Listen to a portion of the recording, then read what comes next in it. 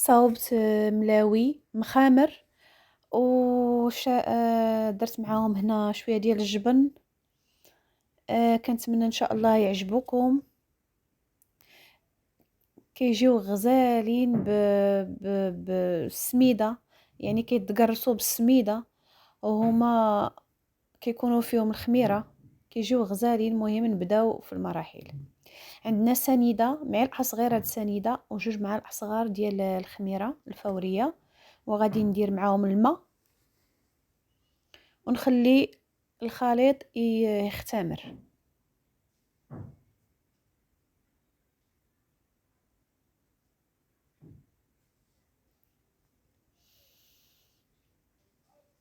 ونحرك شويه مزيان باش يتجانسوا مع بعض السنيده والخميره.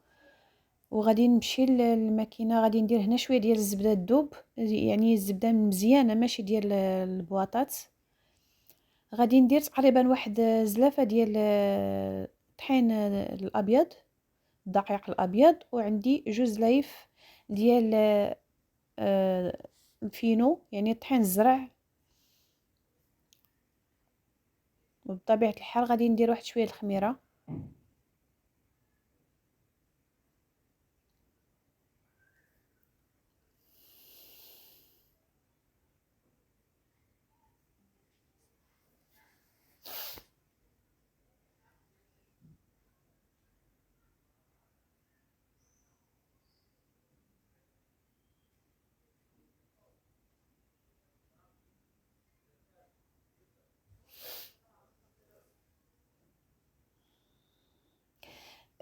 هاد الماكينه هادي، هاد العجانه جابتها ليا واحد السيده الله يعطيها الخير والله يفرحها.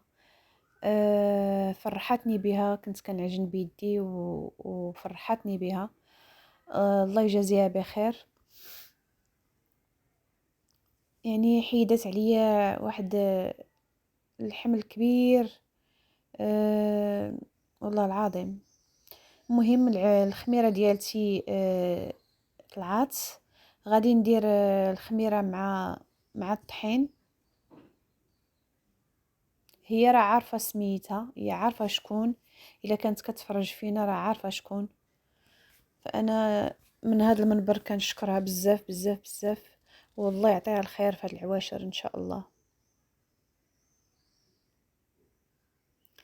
العجينه ديالي ما غاديش تكون جاريه، ولا غادي تكون ما بين لا قاصحه ما جاريه. عندي شويه ديال الزبده مذوبه، درت معها شويه ديال الزيت، وعندي شويه السميده الرقيقه، وعندي شويه النشا.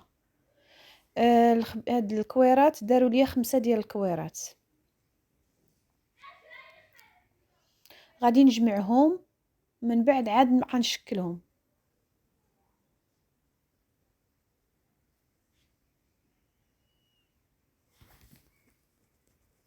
غادي نطلق العجينه طوليه ماشي مدوره، غتكون طويله. غادي ندير شويه الزيت والزبده والسميده والنشا، ونخلي العجينه تطلق شويه نفس الشكل مع بقيه الكويرات.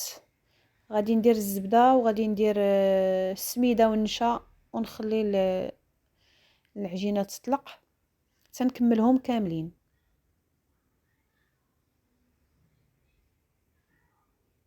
هنا الملويه ديالي غادي نرققها مزيان. غادي ندير ليدام وغادي ندير السميده والنشا.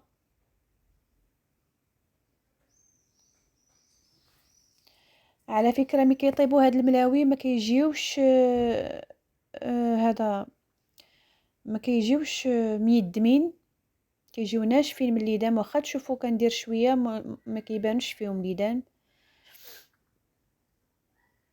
انا هاد الملويات غنقسمهم كلهم على جوج، يعني 5 د الملويات عطاوني 10.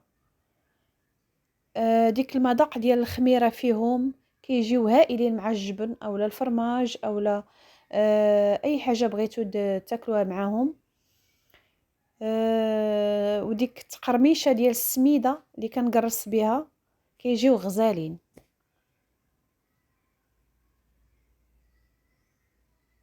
غنخليو هاد الكويرات هادو يطلقوا شويه، وغنقسمهم بالموس.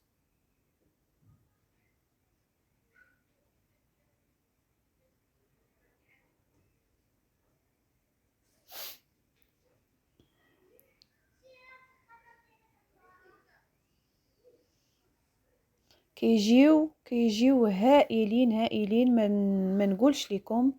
ها هما خليتهم يطلقوا شويه، كنقرصهم بالسميده ونخليهم يطيبوا، ونقدمهم مع الجبن. وكنتمنى ان شاء الله يعجبوكم.